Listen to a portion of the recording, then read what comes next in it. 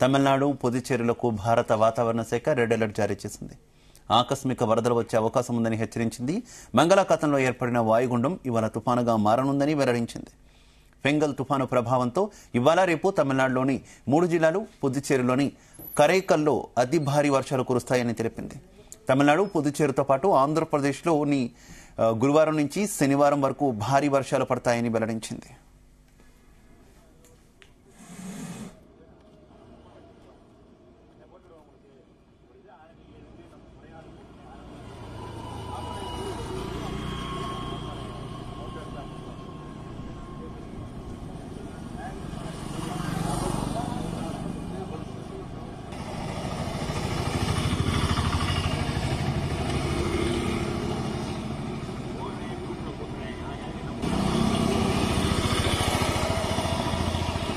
ప్రస్తుతం తుఫాను తమిళనాడులోని నాగపట్నం నుంచి 520 కిలోమీటర్ల దూరంలో కేంద్రీకృతమై ఉంది.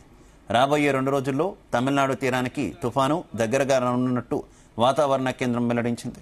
తుఫాను ప్రభావంతో ఇప్పటికే తమిళనాడులో వర్షాలు కురుస్తున్నాయి.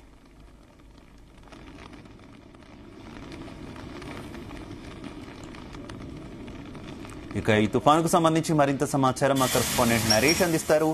నరేష్, శివ, అంటే ఫెంగాన్ తుఫాను ప్రభావం అయితే మాత్రం ప్రస్తుతానికైతే బంగాళాఖాతంలో ఏర్పడినటువంటి ఫెంగాన్ తుఫాను ఇప్పుడు తమిళనాడు, పుదుచ్చేరికి అయితే మాత్రం రెడ్ అలర్ట్ అయితే ప్రకటించారు.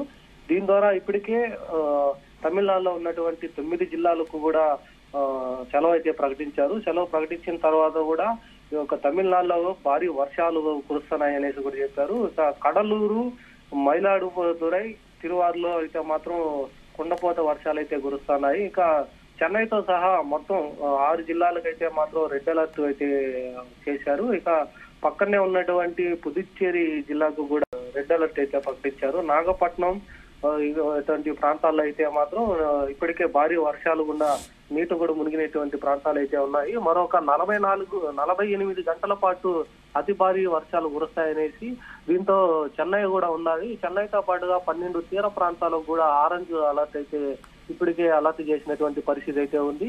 ఇక తమిళనాడు మొత్తం అంతా కూడా ఇప్పటికే కొన్ని జిల్లాలకైతే మాత్రం విద్యా సంస్థలకన్నిటికీ సెలవులు కూడా ప్రకటించారు. అలాగే కొన్ని ప్రాంతాల్లో అతి భారీ వర్షాల వల్ల నీట మునిగేటువంటి ప్రాంతాలు కూడా గుర్తించి వాటికి సహాయక చర్యలు కూడా ఏర్పాటు చేసినటువంటి పరిస్థితి అయితే తమిళనాడులో కనిపిస్తా ఉంది. పక్కనే ఉన్నటువంటి పుదుచ్చేరికి కూడా ఇప్పటికే ఆరెంజ్ అలర్ట్ నుంచి ఇప్పుడు రెడ్ అలర్ట్ కి అలర్ట్ అయితే చేశారు. ఇక మత్స్యకారులు ఎవరైతే ఉన్నారో వాళ్ళైతే మాత్రం సముద్రం వైపు వెళ్ళనీయకుండా, అలాగే చేపల వేటకు కూడా వెళ్ళనీయకుండా కూడా అధికారులు అయితే ఆదేశాలు అయితే జారీ చేసినటువంటి పరిస్థితి అయితే ఉంది.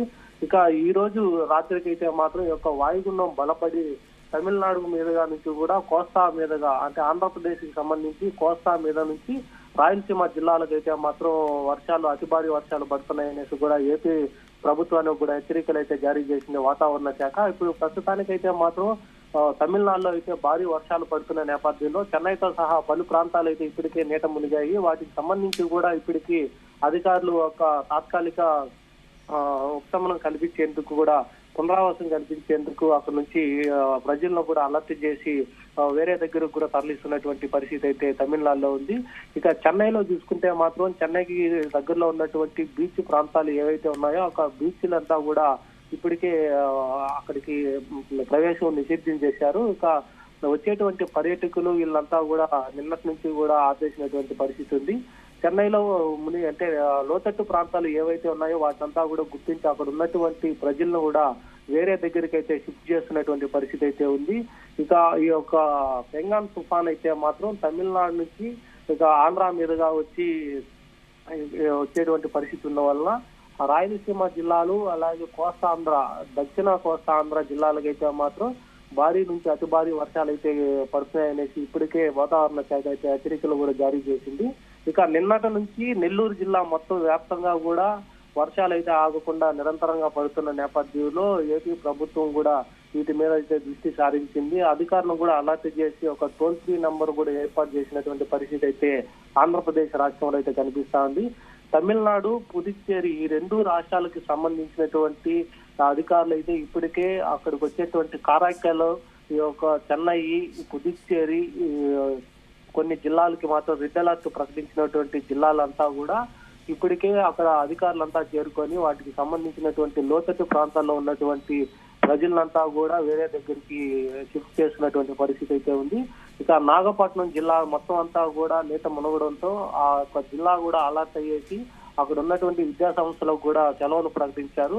ఇక 3 రోజులు సెలవులు ప్రకటించిన తర్వాత అత్యవసర పరిస్థితుల్లో మాత్రమే బయటకు రావాలి, లేని దగ్గరలో అయితే మాత్రం వీళ్ళు సేఫ్ ప్రదేశంలో మాత్రమే ఉండాలి అనేసి కూడా ఇప్పటికే అధికారులు అయితే ఒక ప్రజలను అయితే అలర్ట్ చేస్తున్నటువంటి పరిస్థితి ఉంది. ఈ యొక్క 48 గంటల వరకు అయితే మాత్రం ఈ వర్షాలు ఆగకుండా పడతాయి. ఒక 2 రోజులైతే మాత్రం తమిళనాడు, పుదుచ్చేరి, రాయలసీమ జిల్లాల్లో ఉన్నటువంటి ప్రజలంతా కూడా అప్రమత్తమై ఉండాలి. ఒక టోల్ ఫ్రీ నంబర్ కి ఏ ఇబ్బందులు వచ్చినా కూడా కంప్లైంట్స్ అయితే చేయాలి. దీనికోసం రెస్క్యూ టీము అలాగే ఒక జిల్లా యంత్రాంగం కూడా రెడీగా ఉంటుంది అనేసి కూడా చెప్తున్నారు. ఇక వాగులు వంకలు తెగిపోయేటువంటి గ్రామాలు ఏవైతే రాయలసీమలో కూడా ఆకస్మిక వరదలు వచ్చే అవకాశం ఉందని వాతావరణ శాఖ హెచ్చరిస్తున్నటువంటి నేపథ్యంలో ప్రభుత్వం ఏ రకమైనటువంటి చర్యలు తీసుకుంటుంది? శివ, అంటే ఇప్పటికీ రాయలసీమ జిల్లాల్లో అయితే మాత్రం భారీ నుంచి అతి భారీ వర్షాలు కురుస్తాయనేసి వాతావరణ శాఖ అయితే మాత్రం ముందుగా నుంచి హెచ్చరించింది. ఈ యొక్క ఫెంగాన్ తుఫాన్ అయితే మాత్రం బంగాళాఖాతంలో వాయుగుండంగా మారిన తర్వాత తుఫానుగా మారేసి తమిళనాడు వైపుగా వచ్చి తమిళనాడు నుంచి కూడా ఒక చెన్నై ప్రాంతాలు అలాగే పుదుచ్చేరి ప్రాంతాలంతా కూడా ఎడతెరపలేని వర్షాలతో పాటుగా వరదలు కూడా ముంచెత్తుంది. దీని తర్వాత ఈ రోజు రాత్రికి అయితే మాత్రం రాయలసీమ జిల్లాల్లో ఉన్నటువంటి నెల్లూరు, కడప, చిత్తూరు, తిరుపతి జిల్లాల్లో అయితే మాత్రం భారీ వర్షాలు కురుస్తాయనేసి ఇక్కడ లోతట్టు ప్రాంతాలు ఏవైతున్నాయో వాటిని ముందుగా కూడా గమనించి కలెక్టర్ వెంకటేశ్వరరావు కూడా ఇప్పటికే కొన్ని ఆదేశాలు కూడా జారీ చేశారు. లోతట్టు ప్రాంతాల్లో ఉన్నటువంటి ప్రజలంతా కూడా సేఫ్ ప్రదేశాలకు కూడా తరలిస్తున్నారనేసి చెప్పారు. ఇక టోల్ ఫ్రీ నంబర్ కూడా ఒకటి ఏర్పాటు చేశారు.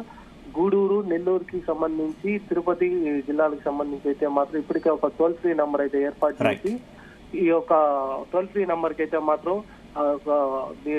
కంప్లైంట్స్ అయితే ఇవ్వాలి. వచ్చిన తర్వాత కూడా ఇక రెస్క్యూ టీమ్ అయితే మాత్రం రెడీగా ఉంటుంది అనేసి కూడా ఇప్పటికే జిల్లా యంత్రాంగం అంతా కూడా దీనిపైన అయితే దృష్టి సాధిస్తా ఉంది శివ.